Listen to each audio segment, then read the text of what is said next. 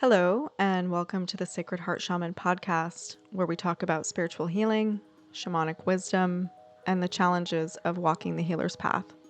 My name is Nadia Harenkiu, and today's episode number 34, Shamanic Tools for Everyday Life. Good morning, and thank you for joining me on the podcast today. We are going to be talking about shamanic tools and simple practices to facilitate deep transformation. A lot of times when I talk about shamanism with people, they don't really know what that means.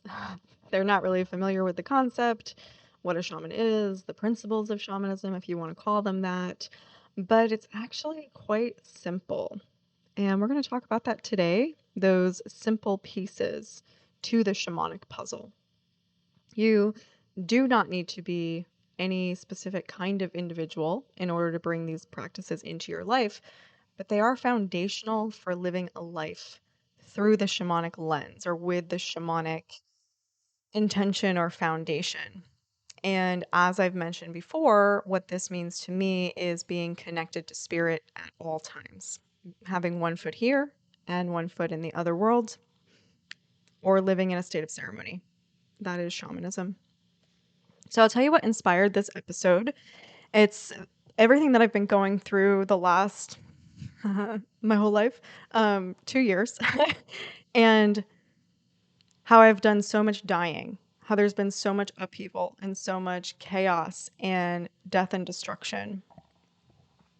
And I thank God every day that I have the tools that I have while I'm going through this process.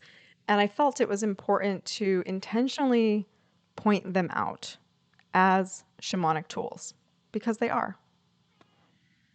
So I've been going through these epic life shifts that are still unfolding.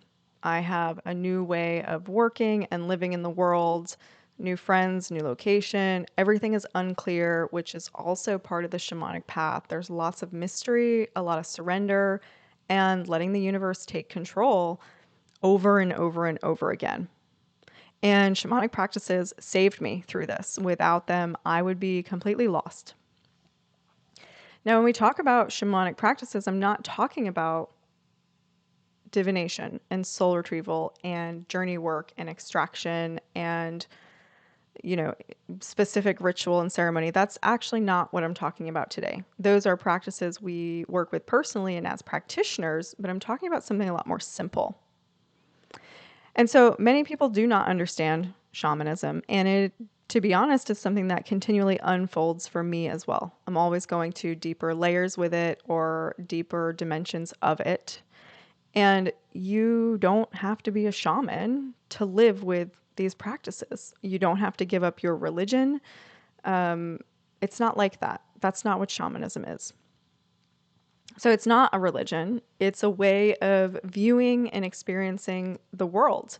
It's about having connection to yourself and to God, and a connection to the spiritual side of everything, as well as a connection to the earthly plane. So, to reiterate, shamanism is to be connected to all things all the time. That's my definition.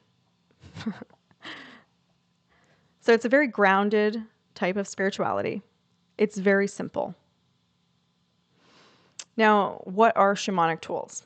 So I want to reframe tools as category 1, energies and mindsets. Tools of the shamanic trade would be peace, trust, love, understanding, compassion, optimism. These are tools that need to be brought in intentionally and regularly in order to live in the space that I'm describing to you. Another set of tools would be practices. And you bring these two things together to lay a foundation. Some examples of shamanic-based practices would be just slowing down, not barreling through your life or barreling through your day. sitting still, listening. Listening is the best thing anybody could do ever. And think about how often you do that. We always have music and apps and text messages and televisions and. How often do you sit in stillness and listen? I'm not talking about meditation. That's another point for sure. That's a different category though. Mindfulness, super important, but that also goes with stillness and slowing down. But mindfulness is more about observing, labeling, witnessing. Meditation is a super important practice because you do have to get your mind under control. You have to. You cannot effectively live in the world or in this space that I'm speaking of unless you have control of your thoughts to some degree.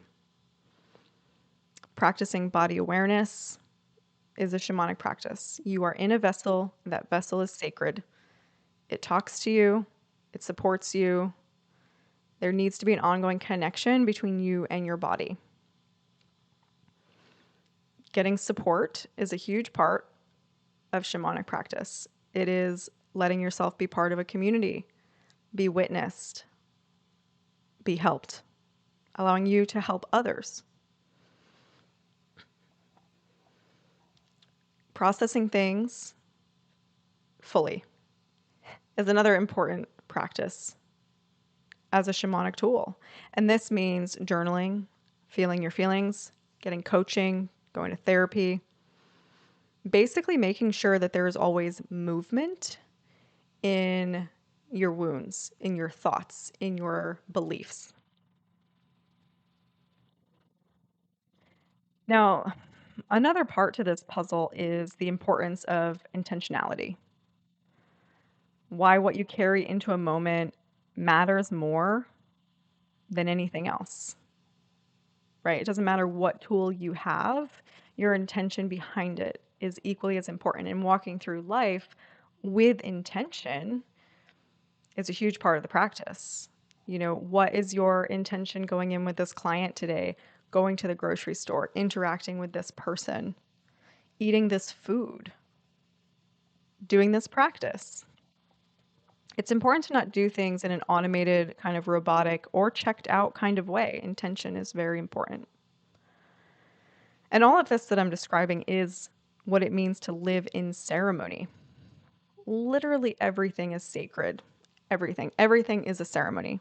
Whether it's brushing your teeth, which is the intention to clean your teeth, to love your body, to go through a ritual, or it's going to Walmart.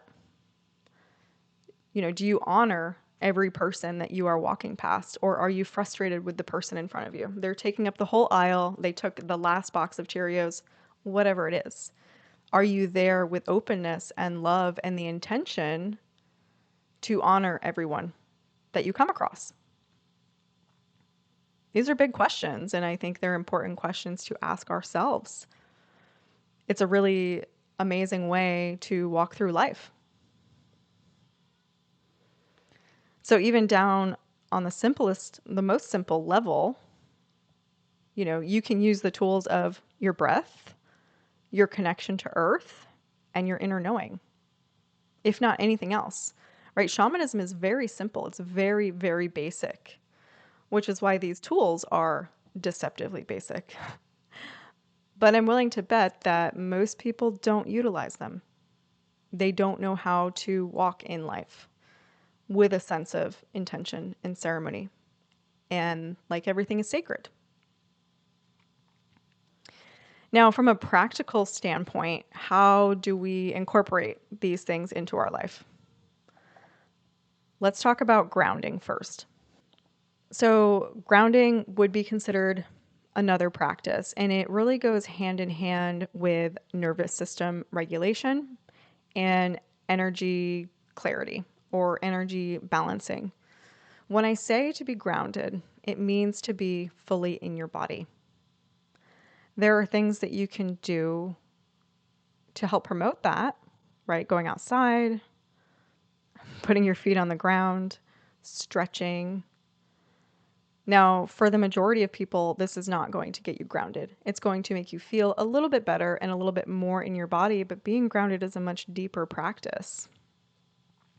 And having the intention to try to bring grounding in on a daily basis is the best starting point, right? So we can start there if we understand what that means. And what it means to be grounded is to be here fully. Can you be here fully? Do you want to be here fully? Those are very important questions. And if you don't, why not? We should unpack that together. And many people do struggle with this because they have a deep sense of, I don't want to be here on earth. People are cruel. It's a harsh place. It's too dense. Most of us are from somewhere else. We're going to have a really hard time grounding in. But without this grounding, you can't really be here on earth. You can't have one foot here and one foot there effectively. Instead, you just have one foot there. So grounding is a very practical thing that you can start working towards with small steps. And that means being in your body, regulating your nervous system, aka feeling your feelings, breathing, and being still, and working with your energy. So that means bringing your energy fully in your body. Now, one of the things I love about working with plant spirits is that the plants always have a remedy for what we struggle with. And there are a number of plants that are grounding plants. And what they do, sometimes they actually help you ground, but most of the time they help you work through whatever it is that prevents you from grounding. So when I talk about grounding and I talk about being in your body, what the advice I always give is go into a meditative state, go into a shamanic journey and ask the plants who wants to come forward and work with you on this specific issue. I have trouble grounding. I don't feel like I'm in my body. Can someone please come forward and offer to work with me? And they always will. The other way to practically incorporate these practices is through mindfulness and presence. Right? Being present is a shamanic act, especially in the world of distraction that we live in. Being able to sit inside yourself, being able to witness and observe without judgment, with openness and love, without trying to turn it down or turn it off. Now, how can you do this better? You can practice by fully listening in a conversation, by slowing down during your meals, or by sitting in nature. Start small. If you can only handle 5 minutes, do it for 5 minutes. But do it in some way, shape, or form. Whatever feels best for you. Start small. That's the best advice I can give on anything involving a shamanic path. Now, yoga, side note, is extremely good for mindfulness, presence, and grounding. Highly recommend that if you're not doing it already. And then another practical way to incorporate shamanic tools is through gratitude. Gratitude is not just a mindset, it's a frequency. And it can be woven into your life daily. Like giving thanks for the food that you eat, the land that you dwell on, your body for doing all the things that you need it to do in order to live in it, and your emotions, like pausing to be grateful for your emotions, even when they're hard. You know, if you get upset while you're at the store this afternoon or talking to your mother, taking a moment to be like, man, thank you. Thank you, anger, for coming up and revealing yourself today. Do you have anything else to show me? And that small perspective shift of gratitude can change your life. For me, I have a daily practice involving gratitude.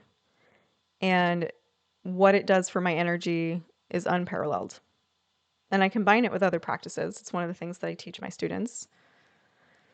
And I would encourage you to find a daily practice involving gratitude that works for you, whether it's at the beginning of the day, the end of the day, or when certain things happen or certain events trigger, training yourself to bring in the gratitude. Now, I have found that gratitude is for most people, not a natural thing to hold because it is a very high vibration. And as humans, like we have the tendency to go in and out of high vibration because we are still living here on Earth. So it truly is a practice and it takes effort to maintain the ability to hold that vibration. The last facet to the shamanic tool conversation is developing intuition and inner wisdom for yourself. Shamanic work starts within. It starts within your body, your soul, your mind, with your relationship with your guides, your inner knowing, and the memory of your soul. And so it's important to have practices that nurture these aspects, like shamanic journey work and trusting yourself. Do you trust yourself on a day-to-day basis? And if you can't, you need to ask yourself why and get some support. Because self-trust is actually a foundational thing that you need in order to move forward living your best life. Being in your power, serving your purpose, feeling joy, there has to be a level of self-trust. So if you're struggling with that, please do get help. Now, some tips for connecting with your inner guidance would be like regular check-ins with your body and your emotions. The more you check in on yourself, the more all the parts of yourself are like, hey, she cares. Hey, she's asking questions. And they start to develop trust. And you can view yourself as like an entire party that lives inside your human bus, and they all have a say and they all have an opinion, and I don't know that they ever turn into one individual. So you have to build trust like you would build trust with a classroom of children, basically. And that means showing up. It means being consistent and bringing in some kind of ritual that works for you and your schedule. I personally really love journaling and the yoga practice, always checking in with my body, checking in with myself. When I was going to the gym full time with a friend doing strength training, there was a point a couple months in, I got up one morning and I was a mess emotionally. And I was going to cancel on the gym. And this big part inside me, this big aspect of myself was like, no, we got you. We are still going to the gym because we promised ourselves to do it. We're going to take 5 minutes and feel these feelings, and they are valid. And then we're going to put on your yoga pants and we're going to go. And to have that kind of strength and leadership within myself was so freaking cool. And the other parts of me were like, ooh, she's in charge. Like feeling safe, feeling like I can trust myself to do the things that are good for me, even when I'm feeling bad, even when I'm struggling.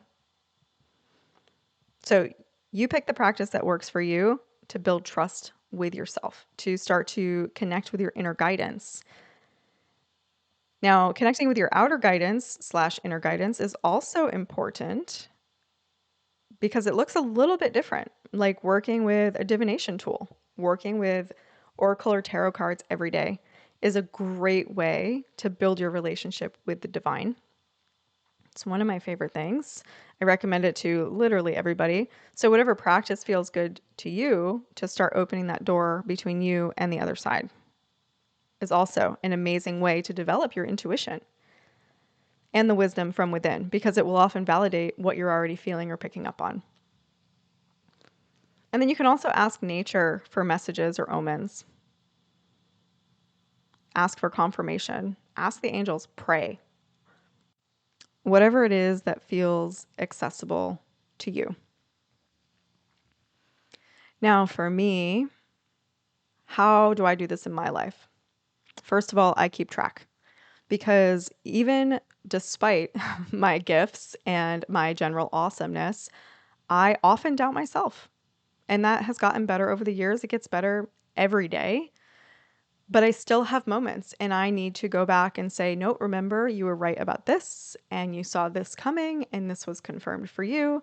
So whether you use sticky notes or a page in the back of your journal strictly to reinforce your awesomeness, keep track so that you don't forget. Because when you're in the soup, when you're in the mess of medicine that is your life, you will forget.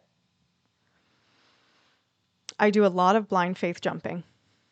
The more you believe and have trust in the universe, in your higher self, and in God, the more it opens up for you. You have to believe to see. You cannot see to believe. It does not work that way. I do a lot of work on my thoughts so I can clearly distinguish the difference between what my mind is thinking versus what my intuition is knowing. And this is a huge issue in my journey because I'm human and I have things to work on. And sometimes what comes through from divine guidance is very clear, and sometimes it's not. And I have to constantly be doing the work in my mind to be able to tell the difference, right? Is my wound talking? Is my fear talking? Or is it God? Is it higher self? Is it, whatever being I'm working with? And then on a day-to-day basis, my daily routine is ridiculous at this point. I journal, meditate, do yoga. I walk for several miles. I have to eat a specific way. I have to get a certain amount of support.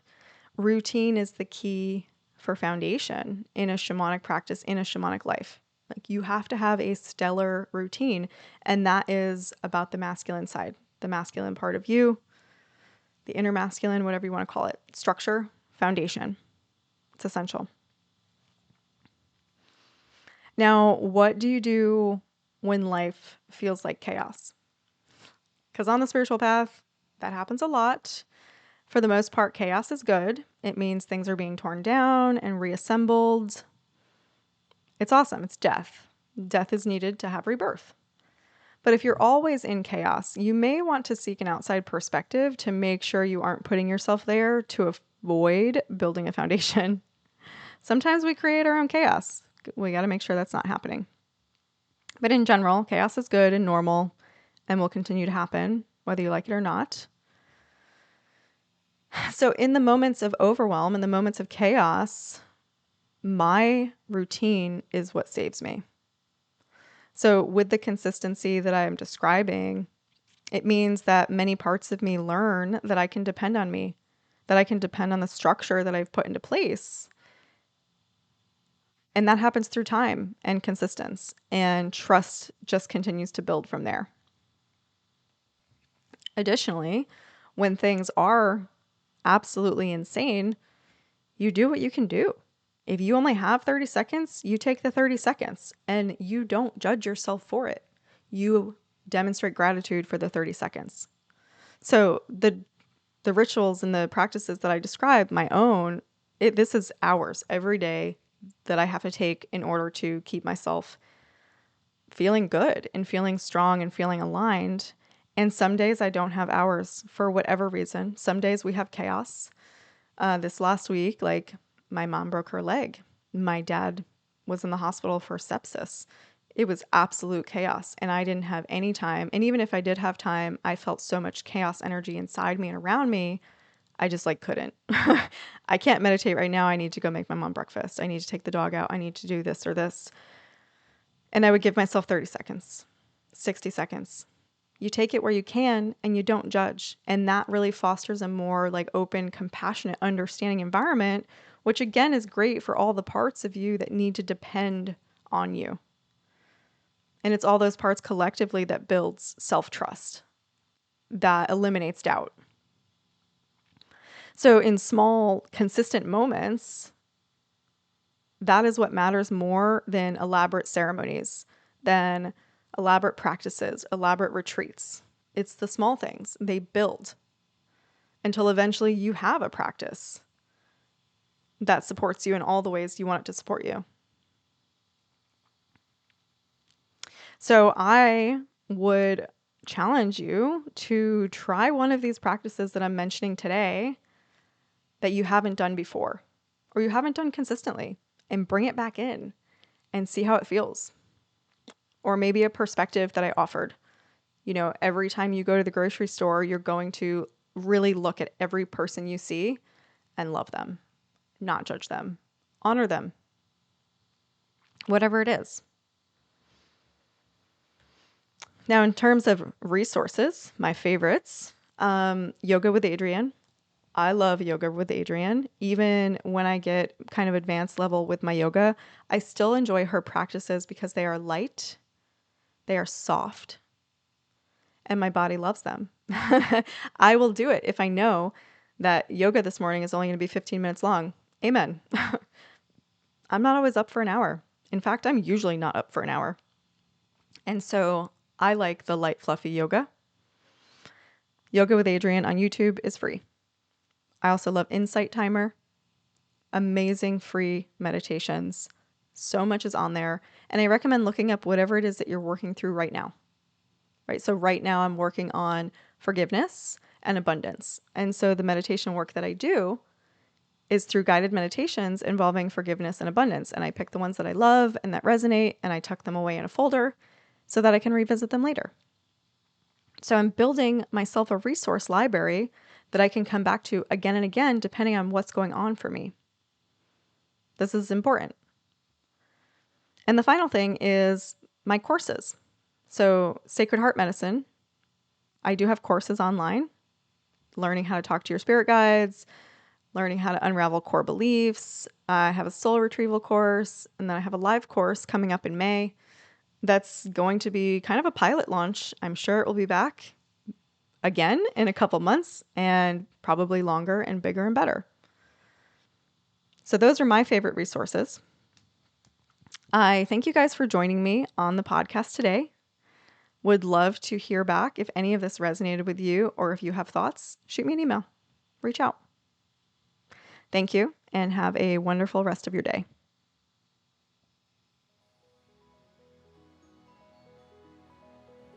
If you enjoyed this podcast and want to know more about me and my work, you can find me at www.sacredheartshaman.com.